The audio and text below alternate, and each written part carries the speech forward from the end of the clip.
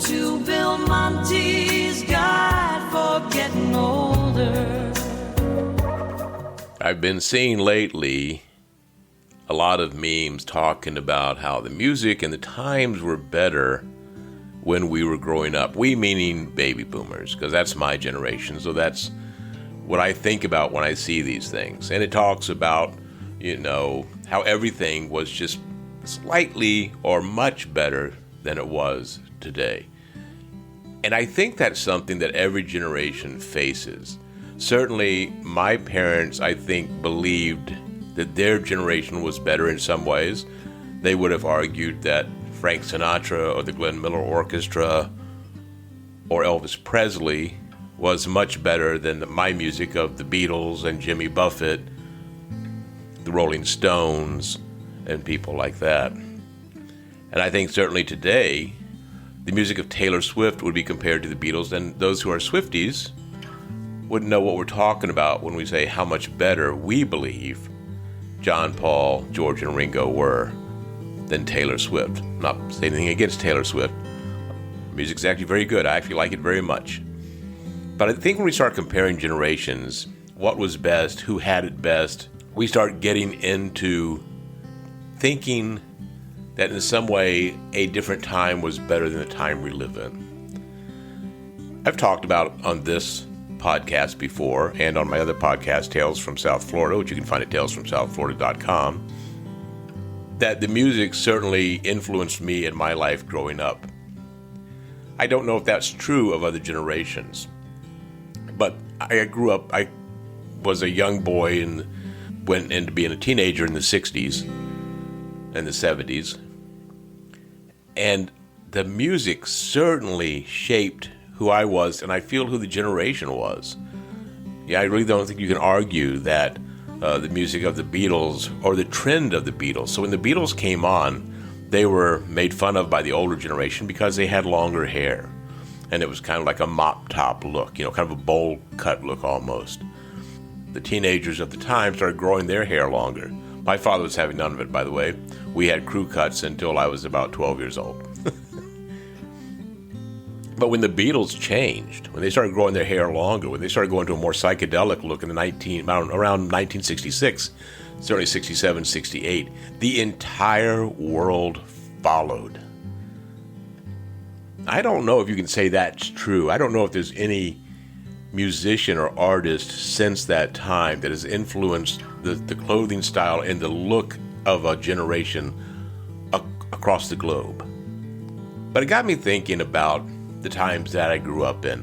I remember thinking when I was certainly much younger that I was awed at how much my grandmothers had seen from the time they were born, and at the time they hadn't passed. When I was thinking about this, they both passed in the late 80s, early 90s.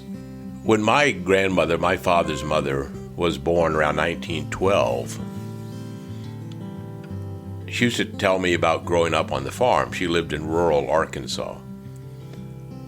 And she used to think it very funny when my brother and I would be looking at the Sears catalog for Christmas presents. When Christmas was coming, we'd be looking at the Sears catalog. I talked about that also in previous episodes.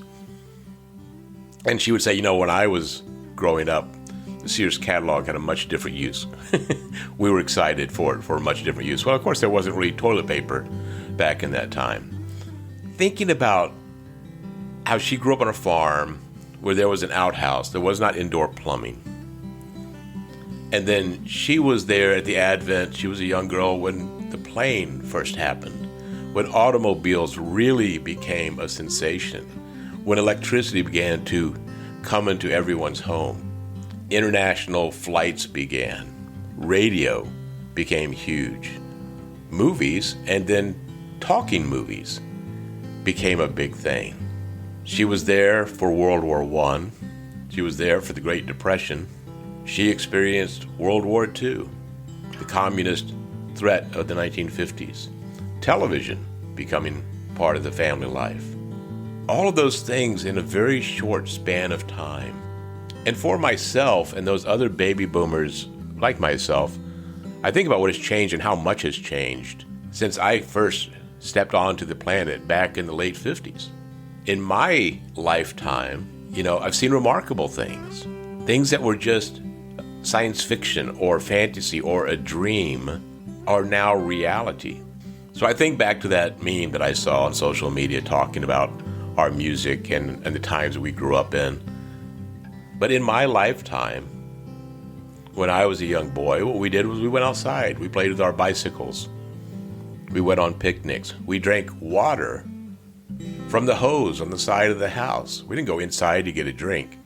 We certainly didn't carry water around with us all the time. If we did, we put it into a canteen, probably because we were playing Army, maybe Cowboys and Indians. We went to bed early, and we woke up early.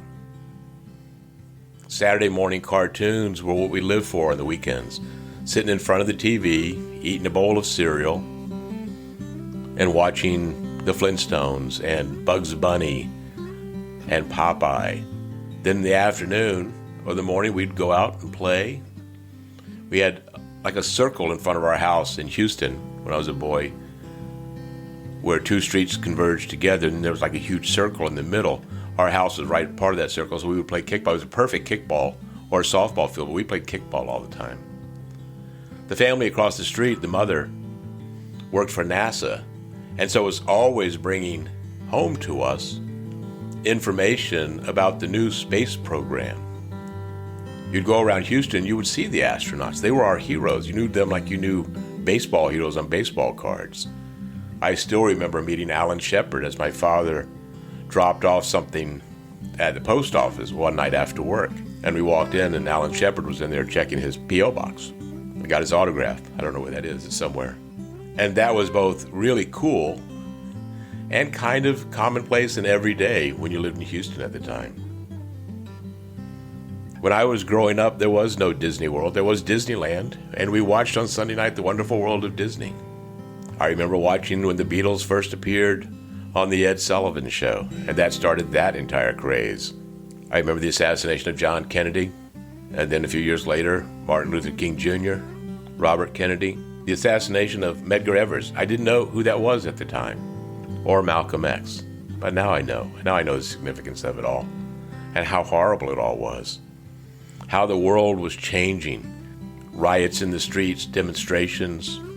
In the classrooms, we were learning about the wonder of history and of America, while not being taught some of the darker aspects of it. While we talked about the Civil War, we did not really talk about the treatment of African Americans before the Civil War nor after the Civil War. My mother was political, which I've mentioned before, and so she made sure we understood how important the Civil Rights Act was. She made sure we understood how important it was that young men were dying in Vietnam. We were the first generation that had a war coming to our living rooms on TV with the Vietnam War. And as my brother came of age 3 years before me and got closer to the draft, my mother vowing we would move to Canada before she would ever allow either of her sons to fight an immoral war. The Beatles broke up. The Rolling Stones went on. The 70s came. Richard Nixon in the White House, then Watergate, and the first president to ever resign, Richard Nixon. The 70s, disco, the drug culture continuing. In the 1980s, there was the talk of something miraculous. It was called a VCR. We were able to now go to a store and rent a movie and bring it home and watch it. You didn't have to wait for it to show up on TV, and there were no commercials. Something called Blockbuster appeared. Rent a movie, 2 movies, 3 movies, and bring them home and have parties. The microwave came along, revolutionizing how you cook. Suddenly a meal that was going to take a very long time could be done in just a few moments. Color TV came to my family in the late 60s. Flat screen TVs came along in the 2000s. Man walked on the moon, July of 1969, just 11 days before my 12th birthday. Computers?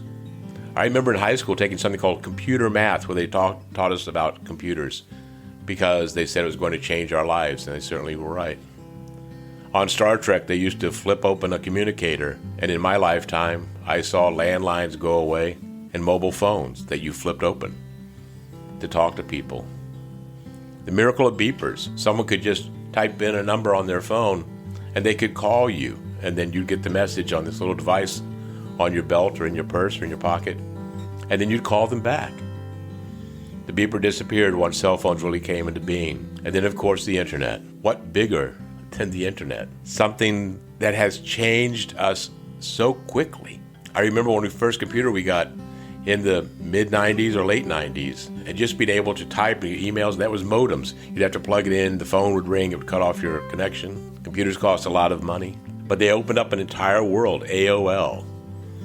Being able to see people and places in other worlds. Still not live though, not in real time. And all of that changed with Facebook, social media. And now we have computers that we carry around in our hands. So much has changed in my lifetime. So is my life and the times of the baby boomers the best of times? Well, it is for me, because it's the time I live in. And it's the time I lived in. Culturally, socially, politically, has anything ever been as big or important as the age of the baby boomers?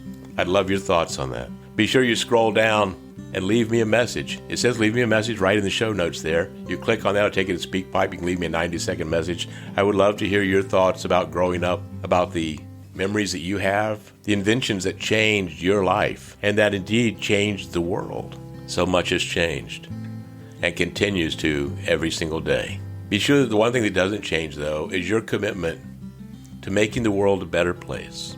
Because as long as we do that, then the time that we live in right now will always be the best time to be alive. My friends, I hope you enjoyed this episode of Bill Monty's Guide for Getting Older. If so, please hit that follow or subscribe button. That helps us to grow the show, and it also will notify you when a new episode drops. It's free. There's no charge for it. So I invite you to please go ahead and follow us or subscribe. Hit that like button, make a comment, please share with your family and friends. And above all, I ask you, please be safe and be kind. Hey friends, thank you for staying till the end of the show. As I've mentioned before, that helps us so much with platforms like Spotify and Apple and Amazon. The longer you listen, the more ears they will put us in front of. So I do appreciate that so much. And a reminder, please join us on our new social media platform, Blue Sky. We're moving everything off of Facebook and we're moving over to Blue Sky. As a matter of fact, we're already there. So please join us on Blue Sky. Just look for Bill Monty Podcaster and become a part of our starter pack. Until next time, take care. If it's warm outside but you're feeling colder, not sure what to do without a friendly shoulder, you're not alone, so start feeling bolder. Welcome to Bill Monty